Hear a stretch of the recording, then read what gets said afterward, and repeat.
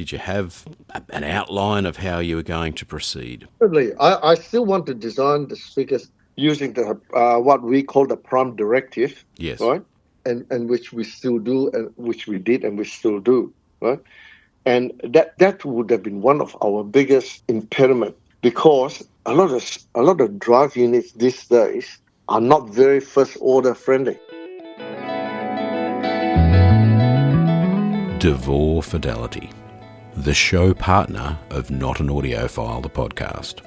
Devore Fidelity has become one of the most acclaimed high-end companies in the world, and having heard the loudspeakers many times, I know why. They're all still handcrafted in Brooklyn, New York. We love how this iconic brand captures the excitement and breadth of the sound. Nothing brings you closer to the music than Devore Fidelity. For a retailer near you, visit devorefidelity.com.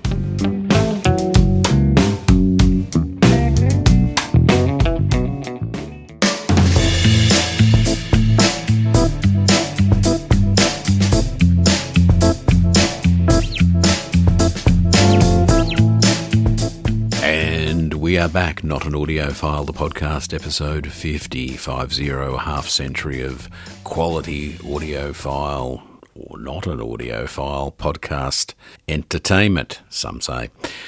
Today we speak to Kiat Low, a gentleman of the Australian HiFi industry, the custodian of the Duntech loudspeaker brand for a quarter of a century, he tells us, and he gives us the lowdown on how he got hold of the brand, why, and where it's gone, how he's got it there, and the future. Hey, today we've got Kiat Low on the phone, and if you're wondering, well, firstly, Kiat, hello, how are you? Thanks for joining us. Hello, how are you? Nice talking to you. It's a pleasure. I've wanted to interview you for a long time. You're a busy man. I'm busy. We've finally gotten together. The story is kind of threefold. I'd want to talk to you about three key things today.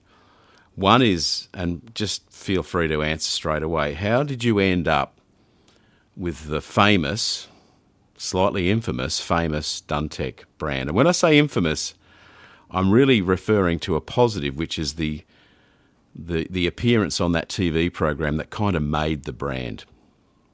Absolutely correct, yeah. Actually, let me go back a little bit. We have known each other for, goodness, years and years and years. Yes. As I don't know if your listeners are aware of, but our relationship originated from Orpheus loudspeaker. Indeed, yes. Even at that stage, I was an audiophile already anyway. Well, I think I was an audiophile. I must be an audiophile if I was interested in Orpheus. My business partner at the time was, as a lot of people probably know, is Brad Serhan.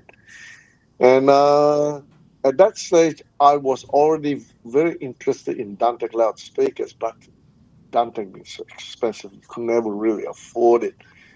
And I just left it as it is. I enjoyed the sound of Duntech, and there would have been a reason why. I couldn't quite work out why at that stage, but Duntech always drew me the same way Orpheus drew me. Okay. In terms of audio. And one day, many years later, I met.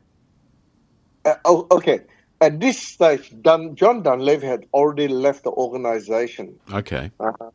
And it was run by the accountant, Jim Alexander. Okay. James Alexander. And he tried running an audio company. Imagine an accountant running an audio. Well, I mean, there's actually some pretty good modern day examples of how that's gone, but in some of those takeovers. Every instances I have heard, as soon as I mention an accountant running, we all sort of start laughing. I mean, there are some really famous companies that were run by audiophiles and somehow got into issues, and the accountants ended up running them. Yes. Anyway, back to Duntech. Anyway, Duntech was at that stage run by a company called by a person called James Alexander, which is the company which is accountant for let me see, Folding Pharmaceuticals. And Okay, yeah. Folding Pharmaceuticals was actually the owner of Duntech. Okay.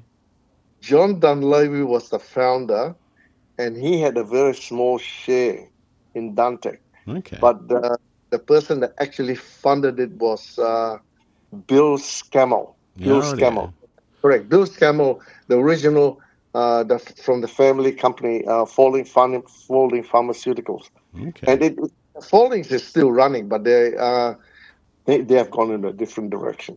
Anyway, What they got out of the loudspeaker manufacturing business and back into pharmaceuticals. yeah, that's right. Yeah, well, I got a funny story about this when I met up with James Alexander, and I said to James that look, I knew that Duntech was available for sale, Yeah. and he wanted some phenomenal amount of money. Okay.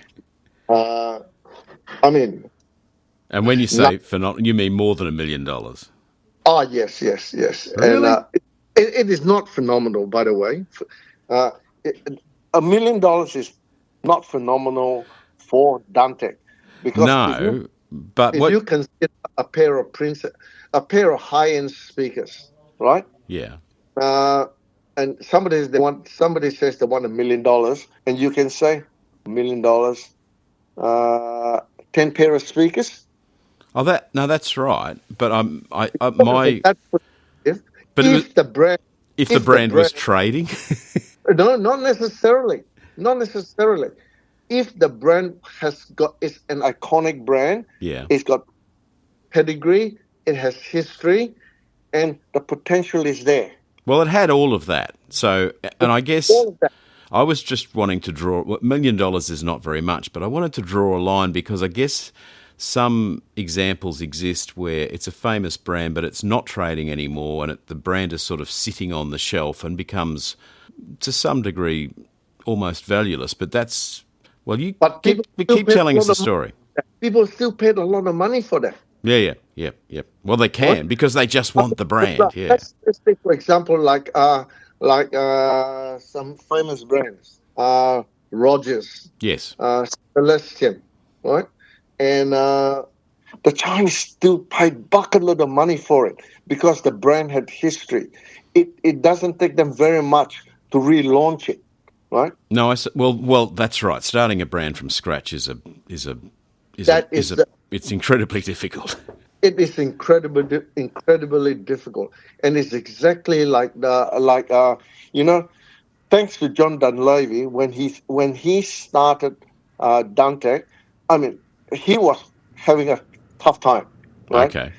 Uh, and when he was in what TV show that was in Quantum The TV or show was Beyond beyond 2000. Beyond 2000, right? I saw that, and after that show, the brand just accelerated. Oh, it was. I think everyone saw it because it was a different time, and there was only so many shows to watch.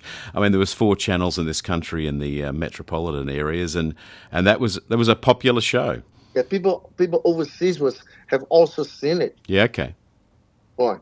So from that perspective, the brand, an iconic brand with history, pedigree, is still worth a lot of money, right? Okay. Just think of it: $1 million, 12 pairs of speakers. Yeah. What? Yeah. 10, 12 pairs of speakers? What? You sell 10, 12 pairs of speakers, and you got your money back. Well, that's assuming the speakers cost nothing to make, but Well, and that you sell them direct. But it's yeah, that's correct. Yeah, that's correct. If you sell them direct, but if you don't sell them direct, right? If you go to the wholesale retail outlet, yeah, but then your numbers are much higher. So it still adds up to be the same. well, that's exactly right. Yeah, I mean that's we're going to a side subject, but that's what balances out. I mean, some some people think, oh, I'm going to sell direct because, I'll get all the money. But yeah, you'll sell very few pairs of loudspeakers versus putting it through retail channels. Yeah. Absolutely. For each pair that you sell, you sort of make up. But, you can argue till the cows come home, which way is better. Well, there's no particular way. No. It depends on your exposure and things like that. I have people that pay me umpteen amount of money because I've spoken to them and they've transferred the money over. Okay. You mean to purchase a pair of speakers or to purchase your time? To purchase a pair of... this is not today, but a while ago. Yeah. I won't say how much, but some ridiculous amount of money for 2 pairs of Sovereign. Okay. And they're not local. No, all right. They're in London and in the US. Okay. Well, it's rarefied air. It's a funny thing how, you deal very much in the true high end, and you deal directly with the consumers in many cases, which is, they're interesting people, aren't they? I guess their appreciation of what they've got monetary-wise is not what... People have changed. Yeah, people have changed. Well, they've got more money. Yeah, they've got more money, but they have a lot more distractions. Yes. Anyway, back to the reason. When I saw James Alexander, right, he wants some ridiculous amount of money at that stage for, in my perspective, a 40-year-old design, a bunch of 40-year-old designs. Indeed, yes. Right? And on hindsight, and I said a large amount of money because I didn't have the money. I didn't have $1 million 25 years ago to just hand it over. Oh, so the amount was $1 million? Is that what they were chasing? Or more than? More than $1 million. Okay, right, yeah. And I'm not the only one that looked at it, right? If you know John Riley from Access Loudspeakers. Yes. He looked at it as well. Okay. Anyway, I just left it, and 5 years later, I rang him, and he recognized my voice. I only spoken to him twice. Okay. The last 5 years, but he recognized my voice, and he says, "Is that your Kiat?" I said, "Yeah." He says, "Oh, are you still interested in Duntech?" I said, "Of course I am." He said, "Well, you better come over here with a checkbook." March Audio. March Audio is a proud episode sponsor of the Not An Audiophile podcast. With a mission to provide superb technical performance and exceptional sound at modest prices, Alan March has designed a range of power amplifiers, a preamplifier, and a selection of stunning loudspeakers that you should check out now at marchaudio.com. Right. And over here was to Adelaide, or where was over here? To Adelaide. Okay. I flew from Sydney to Adelaide, right, the next day, and I just wrote him a check. Okay. Yeah. Great. And there was a few legal issues we had. I don't know if you want to hear all this. There were a few legal issues. I suppose it's good gossip. Well, we like a bit of gossip, right? It's trivia, right? I don't know how many of your listeners was aware that the brand Duntech was under litigation from the Australian Tax Office. Okay. Sorry, which tax office? Because the line's a bit scratchy. We should... ATO, Australian Tax Office. Okay. Yeah, the ATO. Yeah. Not, yeah, right? I was not some other, not the US or something, no, from Australia. No, Australia. And like they owed $3 million in backdated tax, Wow. Okay, that's quite a large sum. That's a lot of money, Was that sales tax or something, or what was that? Sales tax, basically sales tax. Yeah, okay. What? Anyway, so, but by the time I went to meet James, it was quite a few years after the litigation started and has ended. Oh, okay. I checked it with what you call it, ASIC. Yeah. Litigation no longer valid, no longer existing. And I said, right, okay, I'm not going to take over your company. I'm buying your brand here. And so what we did, we went to deregister Duntech Audio Mm-hmm. and in Adelaide, and I flew back to Sydney. I re-registered Duntech Audio. Yeah. Okay. So although it's an iconic old brand, but it was a new entity. That was that a stressful moment where, like, Yeah, it you was. No, it wasn't. It wasn't a stressful moment because I was 25 years younger. well, there is that, right? Right? You know, when you're young, you can you can take on the mountain. Indeed. It doesn't bother you. You sleep well. I Well, mean, it's very true. I mean, like it's like it's like racing drivers who make a comeback, later in their mid-30s or something, and they never do any good because they can't because they're worried about it. they don't want to die. So, Yeah, but when they're 22, 23, they have no idea what dying means. no, indeed. So no, I understand that. So Anyway, what was your next step? Because as okay, the next step is I brought the brand back, and I told I told Brad about it, and he nearly fell off the chair. I bet he did. Because you were still doing the Orpheus thing at that I was point. doing Orpheus, yeah, that's correct. Yeah. So you And had so a loudspeaker, a pretty successful and busy loudspeaker business, manufacturing business at that point. different time. Yeah. It's a different time. This way, they want to know how cheap it is, what the margin is, and things like that. I mean, margins are still important, but they don't even listen to your speakers, and they want to know the margin. They want to know who wants to know the margin? What, the The retailer or the? retailers. The retailers. Oh, I see. Yeah, what you're offering at a retail margin? Yeah, you're kind of right. I don't know what that was. I guess was that an Australian thing that it was just I can sell 10 pairs a week and I need to double the money or something, or yeah. As soon as I hear that response, I thought I lose interest. Yeah. But being from a audiophile or budget audiophile, entry audiophile, loudspeaker design company, as soon as I hear a response like that, I lose interest and I sort of, don't worry about it. Yeah. Indeed. You know what I mean? Well, you had a lot of supportive dealers at that point. You probably didn't need any more. But we had retailers from the middle of nowhere. Yeah. Well, like me.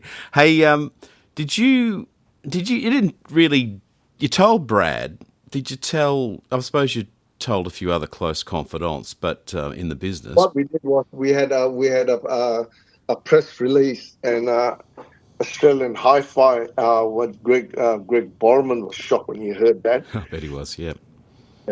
And there was a press release that was printed on the next issue of Australian HiFi. Yeah, okay. Shock, but excitement as much as shock. I would have thought that. On the surface, everybody perceived that Duntech was dead in the water. Yeah. It had been a while. Yes. That's right. But Duntech wasn't dead in the water. Right. Duntech was designing and working with a lot of mastering studios in Australia and overseas. Okay. Yeah. They did have some retail designs which John Dunleavy didn't design, which I had to, when I took it over, I don't know if I should say this. I spent a good few years putting up bushfires. Well, you had to. You took on support of the product effectively. Is that right? I took on support of products. Well, you kind of have to because you want to protect your brand, right? Absolutely correct. I didn't have to, right? But not legally. No. Yeah, but I did, right? And one of it was there was a couple of models. John was the first order Butterworth design official order, right? And we still are, right? But in between, they were shifting. other designers came in that weren't first order people, you know. I mean, I still get people overseas that tells me, don't worry about the first order. It has to be first order. Or is this not a Duntech? Yeah. There are things in first order that other fourth order can never deliver. What do you feel those are? Is that related to? I mean, I realise the Duntech philosophy is time related as much as first order and sealed box, obviously. A seal box and all that.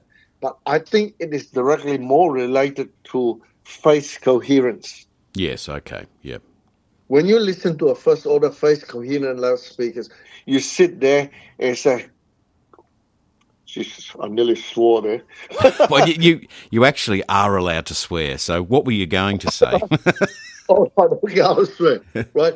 You listen to a first order pulse coherent loudspeakers, right? You sit down there, Parmaline, of course. You sit down there, the first thing that comes out of your mouth is, fuck me dead.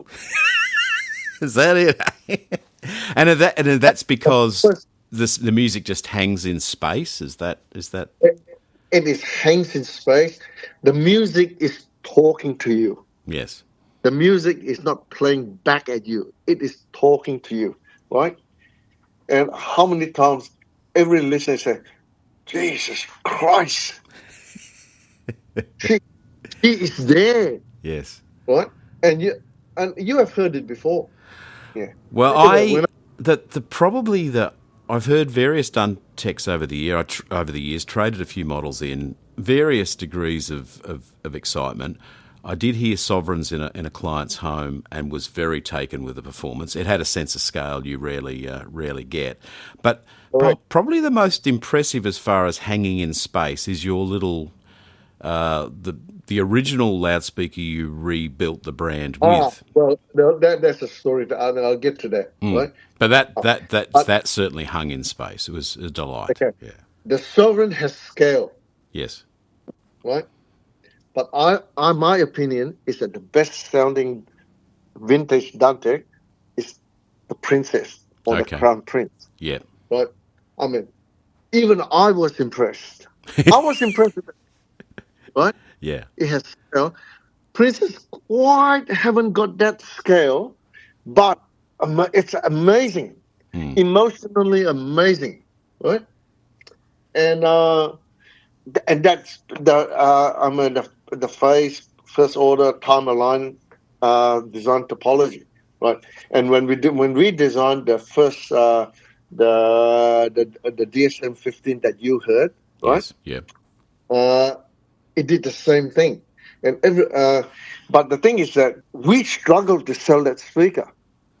Yeah, which is surprising because it demonstrates amazingly well. You know, as far as just creating music in the room. Yeah.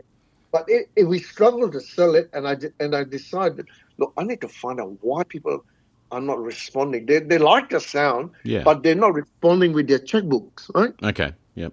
The result was that this is exact words, everybody. When I think of Duntech, I'm looking for a big loudspeaker. Yeah. Now, actually, that's interesting because when I saw that was the first thing you did, I thought exactly the same thing. Hang on, you've gone off in a different direction, which you kind of hadn't because he'd made smaller speakers, right? He has, yeah. But you know what? His PCL 25 was selling exceedingly well, right? Yes. His PCL 25 is actually the marquee. Yeah. Yep. It's a crossover, same drivers. Yes. Oh no, different driver. Well, same crossovers, but same central part. Absolutely, so to speak. Yeah. Absolutely, right? And various other what you call it. There's a few other things, and a smaller one which is the PCL. He has a few PCL 5, PCL things like that. Yes. Which made a long time before Duntech actually became very famous. Yeah. Right? And I still get emails about people wanting a crossover, a schematic for a speaker that I didn't even know existed. It's actually, I mean, it's what you did, where you took over a historic and great brand with a profile, with quite a lot of product out there, and you sort of get this interesting insight into really what the business was really doing. Forget the publicity. You've taken this brand over. You now receive the emails. I mean, you must have received... the intel that you've gotten back over the years must allow you to create quite an interesting picture of how business actually was back in the day, I would imagine. I get a lot of funny emails. Bear in mind, John Dunleavy is a little bit, how shall I put it? He's a genius that didn't. It's like Leonardo da Vinci. Leonardo never answered his emails, so was John. Yeah. But you know what I mean. Yes. You know, they live in. He's living ahead of his time. Well, he was to some degree, wasn't he? And I mean, he was clearly, when you say he was a genius, and I guess it's well documented, but I mean, he was doing some secret squirrel stuff for the military, wasn't he? Oh yeah, of course. That's why he was here. Right? To escape what? Potentially being killed or something. This is my opinion, although there's no confirmation. He was sent here. I am 100% sure he was sent here. Okay. An agreement between the Australian government and the US government, right? Okay. When he came to Australia, his first port of call was Canberra. What the fuck would somebody want to go to Canberra? Well, only politicians, obviously, and the people who work for them. Or people who work for them, or in the spy defense industry. Yeah, right? Indeed. Okay. And he worked there for a little while. He actually started making Duntech quite famous in Canberra. Right? Okay. The next port of call, Adelaide. Now, another statement from me. What the fuck would anybody want to go to Adelaide for? I'm not talking about now. I'm talking about in those days. Right. There's nothing there. Well, there was always wine. Was he into wine? Do you know? Oh, yeah, of course. Don't get me wrong. My favorite wine is from South Australia, right? But you know what I'm talking about. Why would somebody like John Dunleavy go to Adelaide? Well, who he worked for? He worked for himself, but he was working in consultation with the Australian government, you know, and he was working in ballistics and things like that. Okay. Right? That must be something to do with military, right? Well, he was designing some kind of underwater communication system for submarines or something. Is what the internet says, but I mean, clearly there's more to it. A lot more than that. Yeah.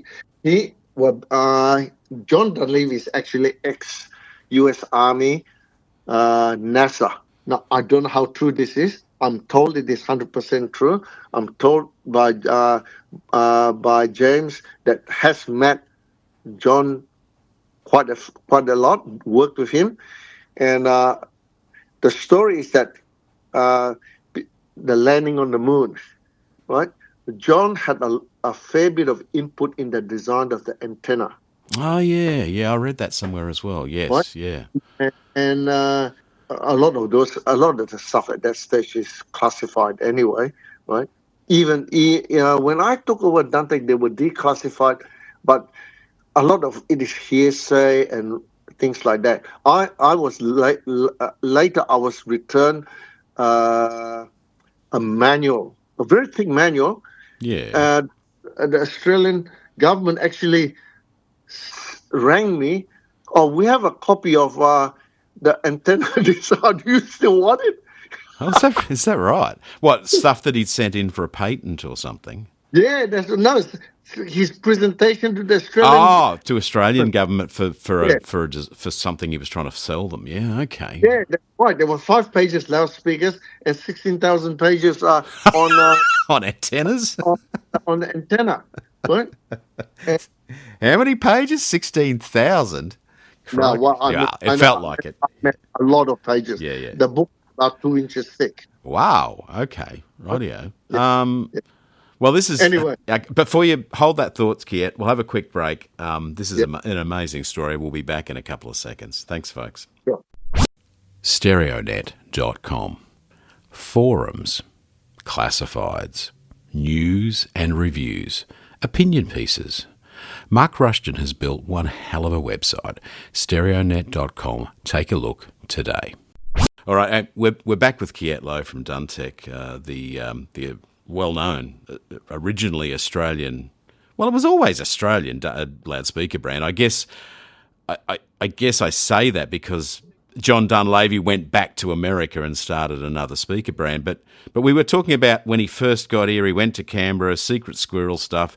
You feel there was like a hangover of his military involvement, even though he was here, or even maybe that was the reason he was here. That was the reason. Why would anybody from the US want to come to Australia? Well, you do wonder that, don't you? And look, I remember thinking that at the time. I mean, maybe he liked kookaburras, lizards and snakes, and maybe the occasional shark attack.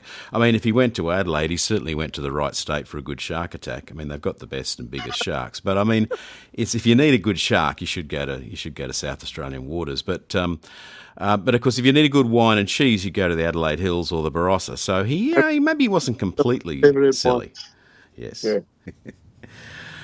Rolling back to the so you secured the brand. The emails are coming in asking you for obviously spare parts or something for models that you didn't know existed. Yeah. And sort of, so what was the more spare parts than we sold speakers? Yeah. You were selling more spare parts. Yeah. And so what timeline did you? We mentioned the 15, the first model, but just generally looking at what your plans were. I mean, you rang up on a whim, is the way you tell the story. So I guess in your mind, you had 5 years to think about what you would do if you ever secured it. Did you have an outline of how you were going to proceed? Absolutely. I still want to design the speakers using the what we call the prompt directive. Yes. Right. And which we still do, and which we did, and we still do. Right. And that would have been one of our biggest impediment, because a lot of drive units these days are not very first order friendly. Well, they're not, because of stiffer cone materials that I guess are more accurate and piston-like, but then they have these horrible breakup modes. So what? Ridiculous. Yep. Now, bear in mind that the Duntech has to be first order, 6 dB per octave, right? Roll off, and it rolls off a long way, right? And it has to behave.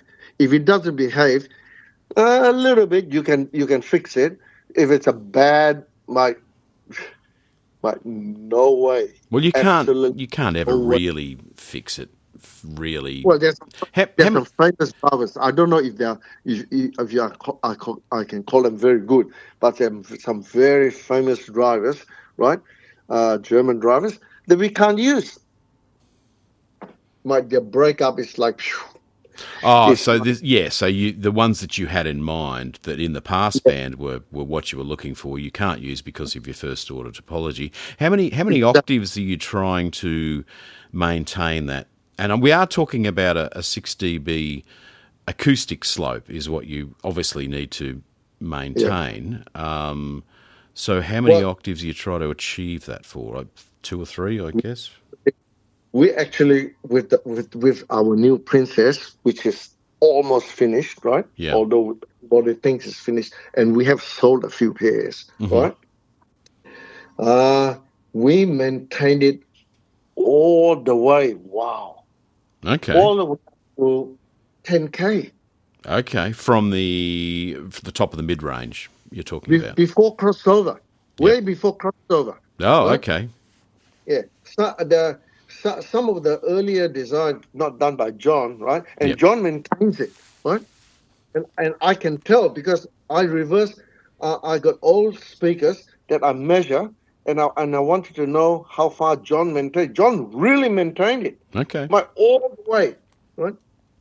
And for that reason, there are many drivers we couldn't use, and that's what's holding us back, right? And some people say, "Oh, why don't you design your own drivers?" Right? Oh, design loudspeakers is bad enough. We're going to design drivers. I think people underrate the complexities of that. Anyone who can, and people like Andrew Jones, who can conjure a driver and have it engineered for his purposes, makes him as well. Oh yeah, man. We know It's he's a just like, smart cookie. yeah, I know, but I know it's just like he's designing loudspeakers with a software. You know, there was a software that we used to use, and Brad and I will run it, and he says, "Oh well, shall we keep going?" And I said, "Yeah, let's see what the stupid thing does." I mean, it gave us beautiful response, right? Yeah, Beautiful yeah, everything, and it requires capacitors like 5,000 micro yeah. and, That's right. and 50 Henry Yeah, inductors. it works beautifully in software, but not in the real world. Absolutely. So you so you wanted to use off the shelf, or at least drivers that could be Yeah, well, lightly modified by the slight, maker. with slight modification, Yes, yeah. right? Well, when we look at the driver, we say, "No, this is sort of working, but we need this, and that." And in my in my opinion, it's well, this is with consultation to the driver manufacturer, and they said that's no problem. And so we will tell them what we require, and they Hmm. will send us some samples where we test it, you know. And we said, no, we still need a little bit more, you know. And they will send us more samples, Yeah, and we say, yeah, that's it. perfect. Now this, of course, Yeah. takes years. So you, Certainly takes years because, uh, I mean, they're not sitting there waiting for our response. You know, they're moving on with other manufacturing, other design, other other loudspeaker companies. of course. So we'll have to wait for them to be able to supply us with the test drivers. So you, to give a brief outline, so you're still working on the Princess, you said, is that right? Yeah, our second model was the Senator. Yeah, okay. Now the I don't Senator, that's a sort of think you have heard a this. three-driver floor stander, is that? Correct. Yeah, Yeah. that's correct. That's correct. Three driver floor standing, and that's a speaker that people from the US, Canada pay me sight unseen, sound unheard. Oh, look, I was completely enthralled with the way I know you say they didn't sound as good as you would have liked in that room, but I was pretty damn impressed. The things that you alluded to earlier, where, well, I mentioned music hanging in space, but that was more about the 15s. But these did this as well. But there was incredible depth, detail. It was a really, here's a good old word, scintillating performance. It really, they do something magical. And the thing is, they're not actually that expensive, are they? What's the current price of those a pair? The retail price, Sure. Well, the we know retail the wholesale price is probably $1,500, but what's the retail price? $1,500. It's all they cost to make.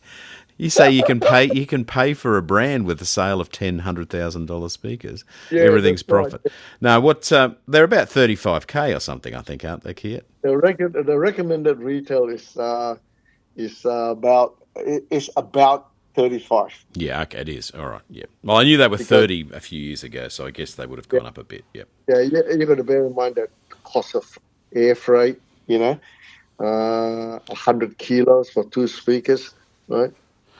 Yeah, I mean, we toss that figure around like it's not a lot of money. It's a hell of a lot of money in some ways, but when you compare it with other very highly engineered loudspeakers in the marketplace, There that are much is, more. oh, that is sharply priced, and yeah, and I think delivers a very exciting performance. But we're not here to sell them; we're here to talk about them. So, Absolutely. so you've got that model going as your second one, and then What? Obviously, you're working on all of the models, I guess, in Yeah, parallel.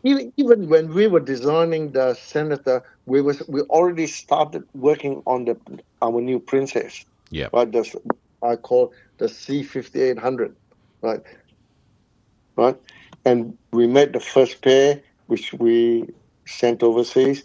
We made a second pair, which we sold, which it was, I call it pre-production test, right? Yeah. Yeah. Yep. I mean, we sold it to a customer in Australia, but he was over the moon. I mean, just now I said that about I thought the best speaker was the best Duntech was the Crown Prince or was Princess or the Yes. Crown Prince, Yes. right? This exceeded it. Okay. Exceeded it well over, right? And this customer was so happy with it, and he rang me a couple of weeks ago wanting to know if we have started making it. I said, well, I've been sick for 6 months, and I stopped working for 6 months. Yeah, you were telling me the other day you got shingles in Face your face. Now that is and, awful. and So full no, so you're more than and blind. yeah. Right? That's diabolical. But you're over that. Is like Well, I'm over the shingles part, but I'm still little. It's actually improving with my what they call post-herpetic neuralgia, which is the results of damaged nerves. yeah. It doesn't sound like a lot of Yeah, fun. So you've had a hell it of a was, time. But fortunately, it you've was very painful. It yeah. was feels like somebody putting a blowtorch on you and slowly increase the gas, right? And The thing with that analogy is that even just having the blowtorch with the gas turned down is going to be quite painful. But then it gets worse because you're increasing the gas. I could feel the skin peeling off, Oh crikey! All right, let's stop. and I used to scream in pain, right? Oh god. Okay. And that was for the first 2 months, and things started getting better. And I still get a little bit now, but I can put up with it. And then because of that, I'm back working again on the speakers. Well, we're all happy to hear that because that's that's awful. I mean, I can't even imagine it. You c- It's a much undervalued, not undervalued, under regarded as being a nasty thing. Shingles. It's super unpleasant, and getting it in the head is anywhere is super dangerous for all sorts of the hearing and first eyesight. your ear. Yeah, but you avoided any permanent damage to your hearing and Fortunately, eyesight. Yes. I have a cousin, which is a retired GP, Mm. and I told him about.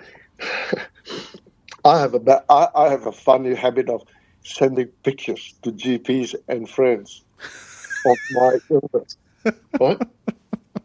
Well, you think it's funny. Well, I did. Even the GP thought it was funny, right?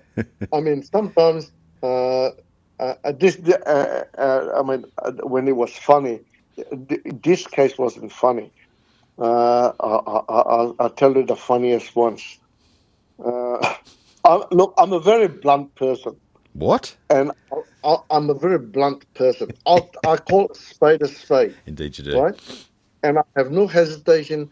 I have no hesitation in admitting to a mistake, and let's see how we can fix it. Right?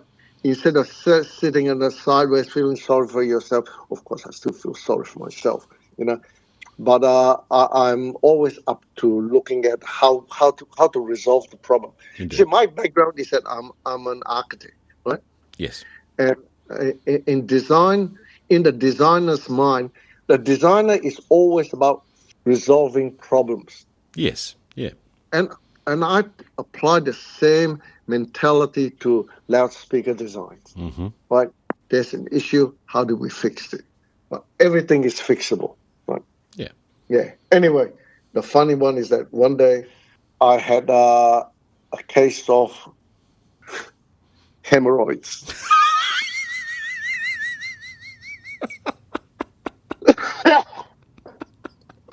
Now, how do I fix that? Well, the first thing you do is send a photo, apparently. I absolutely did. Right? I put my phone down there, took a picture, right? And I said, "Gee, that looks terrible." Yeah. I bet it does. And I said I went to the doctor and I showed him that.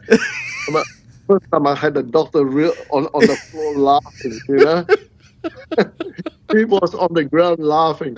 He said, "Oh, this is so funny, And this must be from my association with Brad Sirhan, I think. It could be something to do with it. That's something that he would have done too. Oh, dear. Anyway, We should... To me. I guess Don't worry. It's not bowel cancer. Well, indeed. Oh, dear. Okay, I'm getting better. I think we were talking about loudspeakers. Yeah, that's correct. Yeah, but this is all. Look, loudspeaker is one thing. The people's personality behind it is the other. Well, can we just we'll just get the comedic stories over and done with, because there's one you reminded me of the other day, which I reckon you've told me before, because you were in business with Brad Sirhan for some years, and many years. The story that you tell, actually, I think was before you knew him, so I guess Brad must have told you the story, but the one where Brad enters the Chinese restaurant for an important meeting with a potential... with a potential Malaysian distributor. Yes. And Brad is the absent-minded professor, right? Yeah. The night before, do you want me to repeat the story? I think you should. Well, the night before he went to bed, he was getting into bed, so he took off his clothes, and instead of taking his trousers off, taking his undies off, he put his hand on the side and removed both at the same time, you see? Saves time. And he left it on the chair. Yeah. And the next morning, he was a bit late for the meeting, knowing Brad. What? Right? That's unusual. Anyway, come on, you know that. Anyway, so instead of putting a new underwear on, right? No, he did put a new underwear, but he's forgotten the other underwear was still in there, right? Sitting on top of his pants, yeah. Sitting inside his pants, right? And it was all right until he got to the restaurant. And as he was walking in, the distributor was sitting at the table there waiting for him for lunch. And as he had a waiter following him, and as he was just about to sit down, the waiter sort of squatted over and picked up an underwear. He said, "Excuse me, sir, is this yours?" It's fallen out of one leg of trousers. Out of the bottom of the leg. And so he picked it up with a chopstick. And he put it into his pocket, and the Malaysian distributor cackled away laughing. And we still talk about it. The bit that I found amusing last time you told me was the bit where the waiter was coming after him with his jocks hanging off the end of a chopstick. But it was. Are these yours, sir? Are these yours, sir? He looked at it. He looked at his trousers, and he without answer, he picked it up, put it into his pocket. Yeah, you must have had some interesting times. Hey, we're going to take a quick break, Kiat, and we will be right back with actual loudspeakers and hear where you're up to today with the Duntech range. Back in a sec with Kiat Low. Find the sound of your life by crafting a quality stereo system with the HiFi Shop, featuring all the brands you know and love: Riga turntables, Bowers and Wilkins loudspeakers, Exposure electronics, amplifiers and CD players from the UK, and of course Sonos Faber loudspeakers from Italy. The HiFi Shop helps you create your sound. Visit the team at hifishop.com.au. And we are back with Kiat Low on the line. The sound quality from Kiat's phone is mediocre, but understandable. We apologise for that. It's how he likes to talk. Probably something to do with that 6 months worth of hell you've been through. We won't talk about it anymore, or any of your other medical photos. But you're feeling pretty good. So you've been. I mean, I think to put some texture on this, you gained control of the brand a long time ago. I guess it's more than, well, you said 25 years, but I feel like it's more than that. Was it not?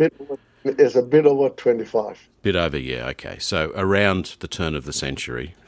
That's Dear, correct, yeah. makes it sound. And the reason I did that Yeah, is because I enjoyed Duntech and I adored the brand, right? yeah. And it was going to go down. I decided to make the commitment to save the brand. Yes. But I needed to know that we can design speakers along that, which we knew anyway, right? Yeah. So the aforementioned sovereigns that appeared in the TV segment that kind of put the brand on the world stage back in the 80s, that model, a new version of that, is this something that's happening, or what? Where is the sovereign in? I like to think so, but having said that, the design is in my mind. Yeah. Right. I roughly know the driver I'm going to use. Well, we're talking for the bass driver, I presume, because the mid-range drivers and tweeters are in the bag, effectively. Yeah, everything. Yeah. Right.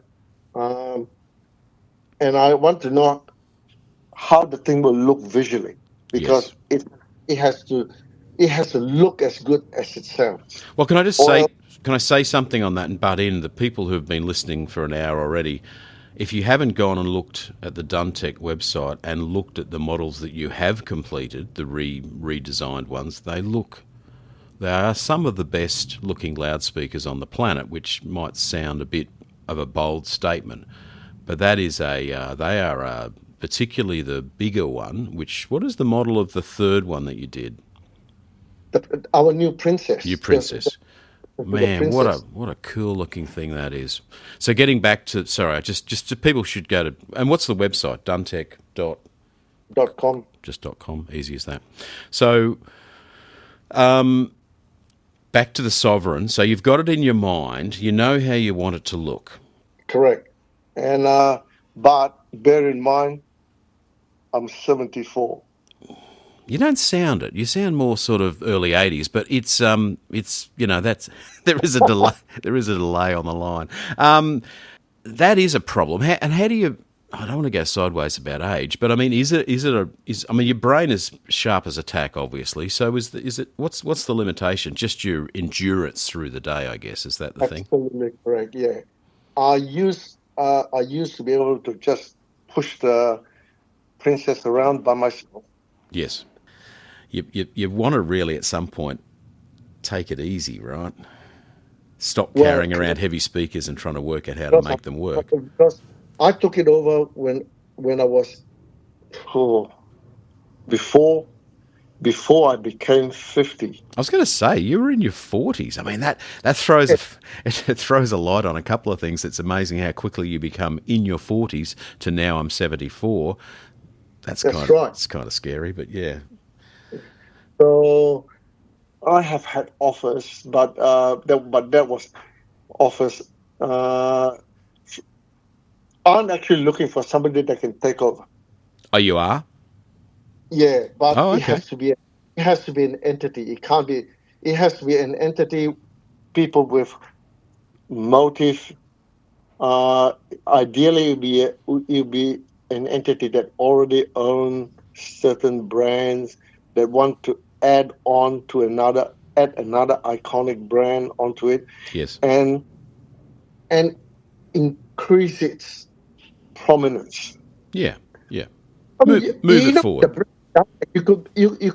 you could make anything besides a microwave oven, right? Yeah. It's limitless. Yeah, I don't think finding a buyer should really be a problem. I mean, you've got probably 90% of the hard work is done. You've got a great brand that's well regarded and well known, and then you've got a bunch of fantastic models. And what you and I both know, and not so much the casual listener, is just the amount of drawings and details and stuff, that the work that you've gone to get those 3 new models happening. I mean, can you put a amount of hours that you've spent? I mean, we know it's taken 25 years. I'll tell you what. I have spent over $1 million to keep the thing going. Well, there's that as well, of course. It's just we don't want to talk about that. But what about the man hours? But yes, you see. Man hours is whenever I'm not asleep, I'm thinking of Duntech. Yeah, for the last 25 years. Correct. Yeah, I don't know how many hours that is. I haven't got a calculator in front of me. It's a hell of a lot. Yeah, my mind is always on Duntech. Not what I can get out of it, but what I have asked myself that question: why did I take it over? You're constantly asking yourself why and cursing. Not in regret. No. But to remind me why I took it over. Yeah, to keep yourself focused. Yes. Yeah, and because I love the brand. Yeah. It is an important brand. It is a brand that has history. Well, on that front, okay, I'll say a couple of things. It has history like almost no other Australian loudspeaker brand, and it's got a bit of a pedigree.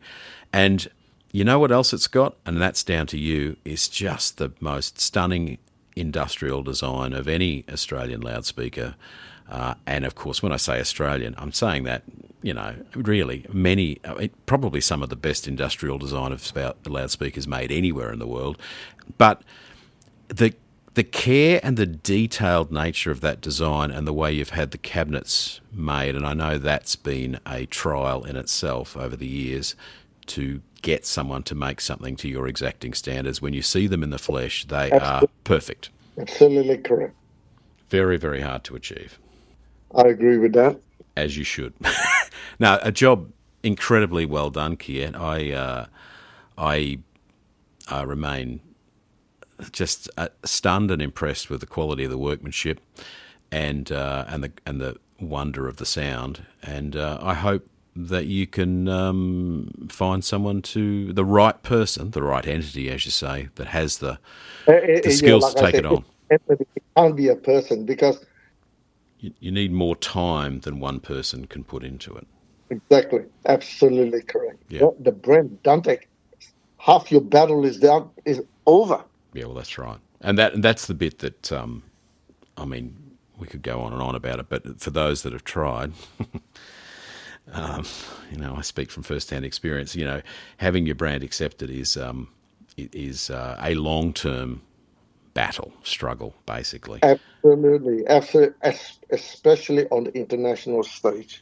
Peter Como said to us in a previous episode, which we'll notate on the we'll put a link to on the webpage for this episode, exactly that. He laughed when I suggested that IAG could start another brand. He just laughed. He's like, well, only a crazy man would start a new brand. It's just he considered it to be virtually impossible. And, I agree. Totally, I agree. Yeah. So, hey, I think we've covered it, Kiat. I'm so impressed. Thank you so much for coming on the show. You've unearthed some stories that people, I'm sure, have not heard, and given us a real insight into how the huge task, and of course you've done incredibly well to get 3 models completed. And they are stunning, as I've mentioned. But like I say, we're not here to sell the product. But actually, as it turns out, the news flash is we're here to sell the brand, as it turns out. I didn't realise. So thank you, Kiat Low, Duntech, the famous loudspeaker brand that he has rebuilt from a place where it was sitting on the shelf to some degree back to a force sending loudspeakers all around the world. Thanks again for your time, Kiat. Thank you. A pleasure.